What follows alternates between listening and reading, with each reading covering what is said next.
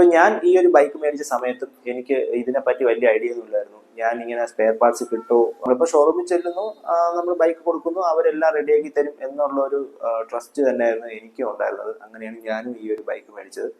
പക്ഷേ ഇപ്പൊ ഈ ഒരു 2 വർഷത്തെ എക്സ്പീരിയൻസ് എനിക്ക് മനസ്സിലായത്, ഇപ്പോൾ നമുക്ക് ബൈക്കിൽ വരുന്ന എല്ലാ പ്രശ്നങ്ങളും നമ്മൾ വിചാരിക്കും പോലെ നമുക്ക് സാറ്റിസ്ഫൈഡ് ആയിട്ടുള്ള രീതിയിൽ ഷോറൂമിൽ നിന്ന് സോൾവ് ചെയ്ത് തരും. നിങ്ങൾ ഒരിക്കലും പ്രതീക്ഷിച്ച് വണ്ടി എടുക്കരുത്. അങ്ങനെ ഒരു കാര്യം സംഭവിക്കാനുള്ള ചാൻസ് ഭയങ്കര കുറവാണ്.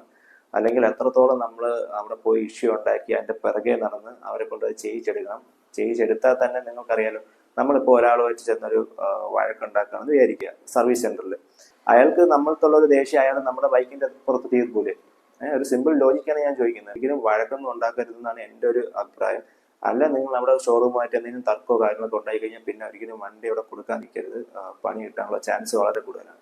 ചേട്ടാ, ഈ R15 എമ്മിന് വരുന്ന സൈഡിൽ വരുന്ന പാൻ്റ് ഇല്ലേ, ബ്ലാക്ക് കളറിലെ, അതൊക്കെ ഇവിടെ സ്റ്റോക്ക് അവൈലബിൾ ആണോ ചേട്ടാ? പിന്നെ ഈ ഹെഡിൽ വരുന്ന വാൽവും പിന്നെ ക്രാങ്ക് ഷാഫ്റ്റിലെ പാൻ്റ് 2100 സാറേ. 2100 അല്ലേ? അത് അവൈലബിൾ ആണോ? മോൺസ്റ്റർ അല്ല, എമ്മിൻ്റെ ബ്ലാക്ക് എമ്മിൻ്റെ സിൽവർ എമ്മിൻ്റെ. ആ, ഇപ്പം വേണ്ട, ഞാൻ അറിയാൻ വേണ്ടി ചോദിക്കുകയാണേ. സ്റ്റോക്ക് ഉണ്ട് സാർ, നമ്മൾ വിളിച്ച് വന്നാൽ ഇതിലെ നോക്കിയെടുക്കാം. ഉണ്ടല്ലേ? ഇപ്പോൾ സാധനത്തെ കണ്ട് കൂളൻറ്റും പിന്നെ ഓയിൽ ഫിൽറ്ററിൻ്റെ അവിടെ വരുന്ന ഓറിങ് ഫുൾ സെറ്റ് ആയിട്ടാണ്.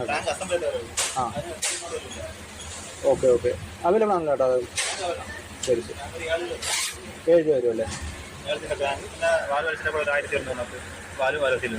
ശരി ശരി ശരി, ഓക്കെ കേട്ടോ, താങ്ക്സ്.